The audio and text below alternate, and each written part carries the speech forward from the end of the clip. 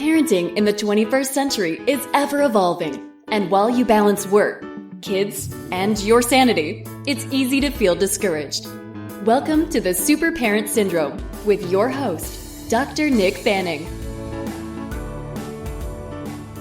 All right, folks, we're just going to get right into this.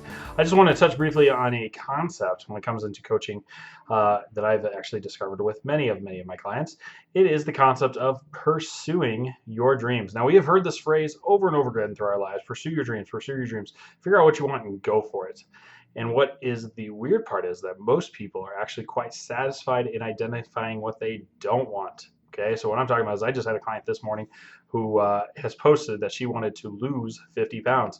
And it came into the fact of like, hey, human nature is we don't really want to lose anything. And so it is a exercise in futility. Basically, she's going to just do everything she's been always doing. She's going to set this goal. She's going to work her butt off. She's going to do these things. And ultimately, she's going to relapse. She's going to fail because long-term wise, it is not often maintainable to actually lose things. So what I challenged her to set is change your mindset. What actually are you trying to gain? What are you going to work towards? Because if you can run towards something, if you can pursue a dream or a vision of what you truly want, it is that much better. I can tell you this from experience. I have been trying to lose my college weight and then working at nights, losing that weight. And it wasn't until I decided to actually challenge myself to run a half marathon, to run a Spartan Beast, that I actually made some changes. And I can tell you this is because I was running towards a goal. I had a target to hit. I had a concept in my mind. And so she said, you know what? I want to be stronger and I want to be healthy. And after that, she drew a blank. It's not uncommon, folks. You can set a concept in your mind, and then it's just like, well, I don't even know what that means. And I had to question her. I was like, all right, let's define this. What does being stronger, what does that mean to you? And she's like, well, it means that I don't have as much fat and therefore I'm stronger. No, folks. And so we came down to figuring out some activities that she's going to go towards. There is a local race, a 5K race that she was challenged to do earlier, and she had the mindset that she was not going to be able to do that. And I said, well, what if we just focus on finishing this 5K, not necessarily running it, but finishing it? That would create a vision in your head of the person that you would have to become in order to finish this. And so that is where the mindset relies. We also came up with, let me see here. I gave up with rehabbing her knee. So going through the exercises, going through the recommendations to be consistent and to take those actions necessary to actually get her knee stronger so that later on she could upgrade her life yet again. And so guess what? Last year she didn't run a 5K. Last year she didn't have knee pain. Okay, this year she has knee issues. She has to rehab it. Then also she's going to try to do this 5K. Now, we didn't say run. We said finish.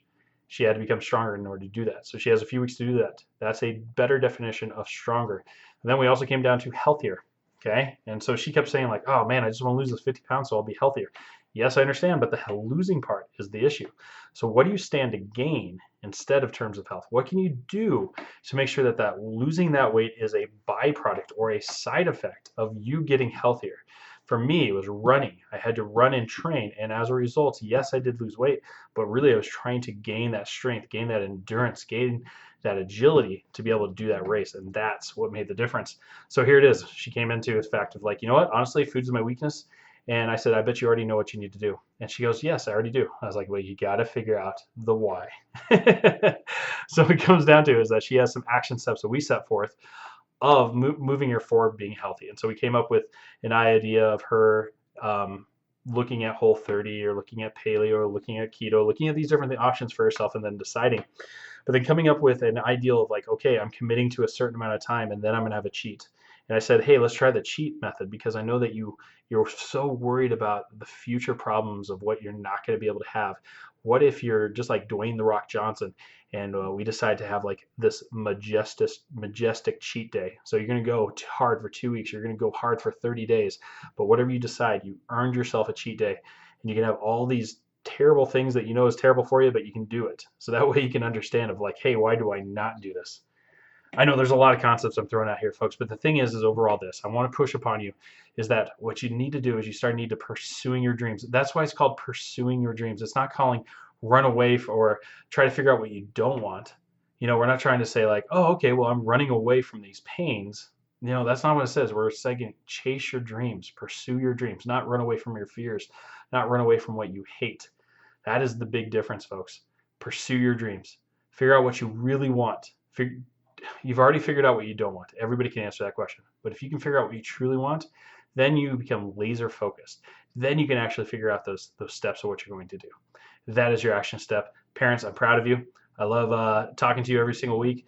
And if you haven't noticed that I've teamed up with Wake Up Chiro and we are doing coaching on a whole new level, experiential, check it out at wakeupchiro.com. Otherwise, you know what?